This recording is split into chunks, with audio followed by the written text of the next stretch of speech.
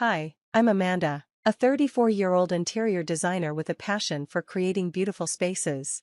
The soft clinking of dishes and low conversation filled our dining room. Eric, my husband, poured another glass of wine for his dad, John, while his mom, Mary, praised the lamb I had spent the afternoon preparing. The mood was light and almost festive, but I could feel tension building as the annual family vacation discussion was about to start.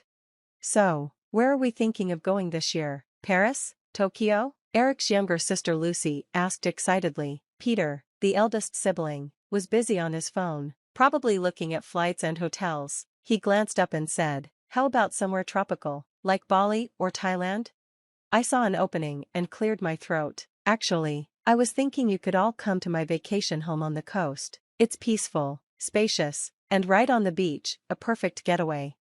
The room went quiet. John and Mary exchanged looks before Mary responded, her tone polite but dismissive. "Oh, that's a lovely idea, Amanda, but we were thinking of something more exotic this year. Your place is wonderful, but the kids love exploring new countries." Eric agreed, without realizing how it stung. "Yeah, Amanda's place is great for a weekend, but imagine the adventure overseas." I felt hurt but hid it behind a smile. "Of course, I understand, just thought I'd offer." Peter finally looked up from his phone. "Let's vote, then. All for going abroad?" Hands shot up around the table, except mine. "And all for Amanda's place?" I raised my hand, half-heartedly. It was the only one.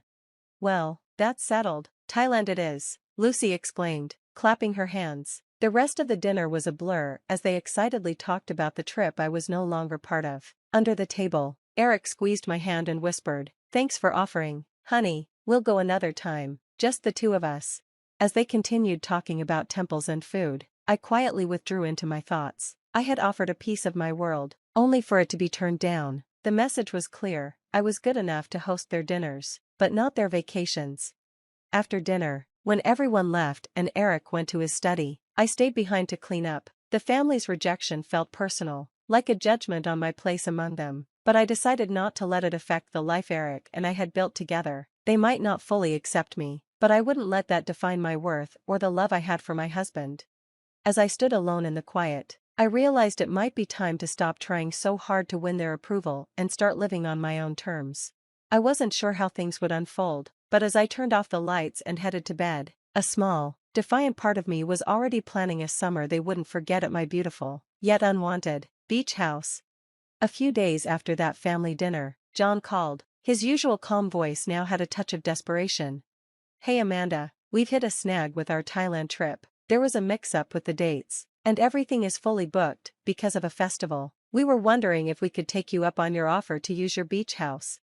I paused, still feeling the sting from how they dismissed my offer before, but I was already thinking of a plan. "Oh, that's unfortunate," I said, "but sure, the house is available. I'd be happy to host you all. You're a lifesaver, Amanda, we really appreciate it." After hanging up, I turned to Eric, who was just as surprised as I was.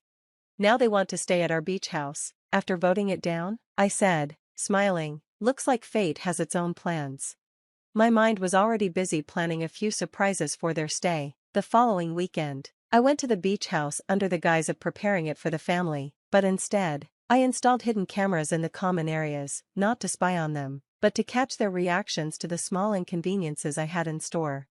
I set the thermostat to heat the house to a chilly 60 degrees, and I left a note about a problem with the hot water heater, warning them it might take a while to warm up, just giving them a taste of the adventure they wanted. I told Eric, while also programming the smart home system to flicker the lights randomly in the evenings. Eric chuckled, but I could hear the nervousness in his voice. "You're not going to make it too rough, are you? Just a little harmless fun. Let's see if they notice any difference between an exotic getaway and my boring beach house," I replied, grinning. When John, Mary, Peter, and Lucy arrived, I greeted them warmly. "Make yourselves at home. Oh, and just a heads up, the water heater can be a bit quirky. You might need to let it run for a bit to get hot water." "Thanks for letting us use the place, Amanda," Mary said, though there was a hint of reluctance in her voice, likely remembering how they rejected my offer earlier. "No problem at all. I hope you find it relaxing," I said with a smile, hiding the irony in my words. After making sure they were settled in, Eric and I excused ourselves, claiming we had urgent work projects that needed our attention back in the city. Now, it was time to see how their little vacation would play out on its own. I couldn't resist checking the live feed from the cameras. The first incident happened during their first dinner. As Peter was telling one of the family's favorite stories, the lights suddenly went out, plunging the room into confusion. Muffled curses and confused shouts filled the room until Lucy found the candles I had strategically placed in the kitchen. Guess the house really wants us to have an authentic experience, Lucy joked, though her voice was shaky as the flickering candlelight cast uneasy shadows across her face.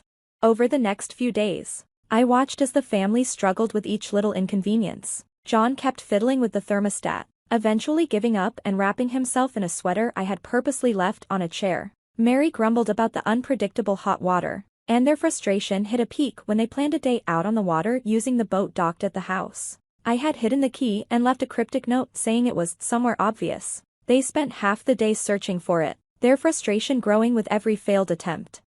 As I watched from a distance, I felt a mix of guilt and satisfaction. This was more than just payback, it was a lesson in humility and respect, served in a place they had dismissed so easily. The water heater's gone off again, Mary snapped, her voice filled with frustration as another cold draft swept through the house. Can someone check the thermostat? It's freezing in here, Peter grumbled, shivering as he pulled a blanket tighter around his shoulders. I've reset it 3 times already, he added. It's not working, and these lights won't stop flickering. Lucy sighed, hugging herself to stay warm, clearly worn out by the endless inconveniences. This was supposed to be a relaxing vacation. Amanda, any ideas? Mary's voice crackled over the speakerphone, a mix of irritation and hope. Oh, that's strange. Everything was working fine before you arrived, I replied, keeping my voice calm and detached, as if I wasn't responsible for the chaos. Maybe check the circuit breaker. I'll send someone over when I can, but with the storm, it might take a while. As the storm outside worsened, the family's mood grew even darker. John tried to lift everyone's spirits. Come on, let's not let this ruin the trip. How about some board games by candlelight? Great idea, Dad, except the games are in the basement, which is flooding. Peter shot back sarcastically, making Mary groan in frustration. The storm outside intensified, rattling the windows and doors like it was reflecting the turmoil inside. Lucy searched for a working flashlight just as a gust of wind slammed a window shut, plunging the room into complete darkness. This is ridiculous. We should have stayed home, Mary said, her voice echoing in the pitch-black room, full of fear and frustration.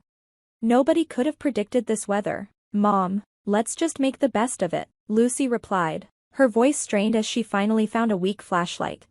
By the next morning, the storm was still raging. John called again, sounding desperate. Amanda, we're thinking of cutting the trip short. The power's out, and now there's a leak in the ceiling. Can you help us get out of here?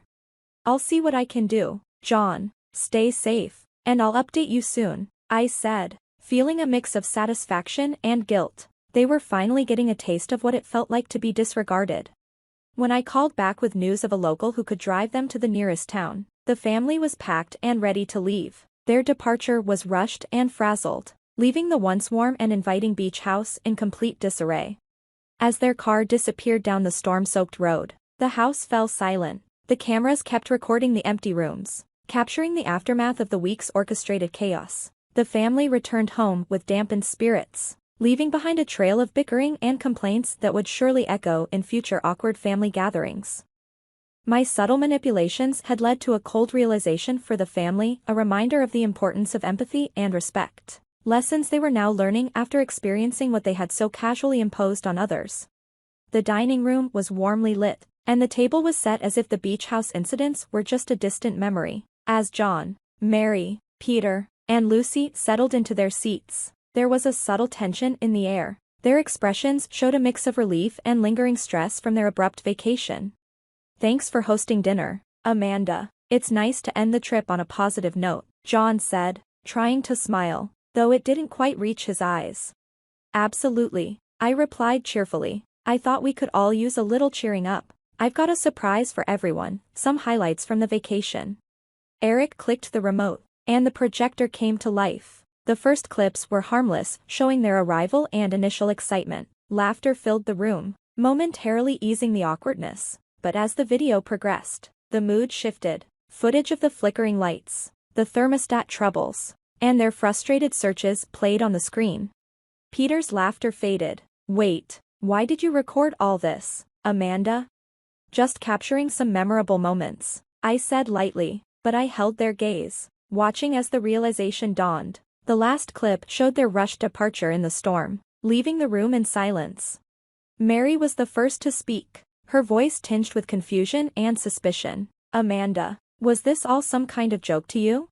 It wasn't a joke, I said, my voice calm but serious. It was a lesson in what it feels like to be dismissed and disregarded, just as I was when I offered my home for the vacation. Lucy looked down, her face flushed with shame. Amanda, we didn't realize we made you feel that way. John cleared his throat, clearly uncomfortable. We're truly sorry, Amanda. It seems we've taken your kindness for granted. Seeing their genuine remorse, I softened a little, realizing that maybe they had finally understood. I appreciate that, I said. All I ask is for mutual respect. If that's not possible, then maybe we should reconsider our future gatherings. Eric, who had been quiet, finally spoke up in support. We need to make sure everyone feels valued in this family, that's non-negotiable. Mary nodded, her voice sincere. You're right, Amanda, we've learned our lesson, even if it was a hard one. Can we move forward from this? I'm willing to move forward, I replied, but remember, any future disrespect will be a deal-breaker for me. Dinner ended on a thoughtful note, with everyone reflecting on the night's revelations. As John, Mary, Peter, and Lucy said their goodbyes, their words were more heartfelt, showing a real promise to do better in the future. When I was alone with Eric, I felt a weight lift from my shoulders. Standing up for yourself doesn't always feel good, but it's necessary, I said. And you did it beautifully, Eric reassured me. They'll think twice before overlooking anyone again. The evening closed with a sense of both closure and a new beginning, not just for me, but for the entire family. Respect, once ignored, was now at the forefront of everyone's mind, like a silent promise to guide all future interactions.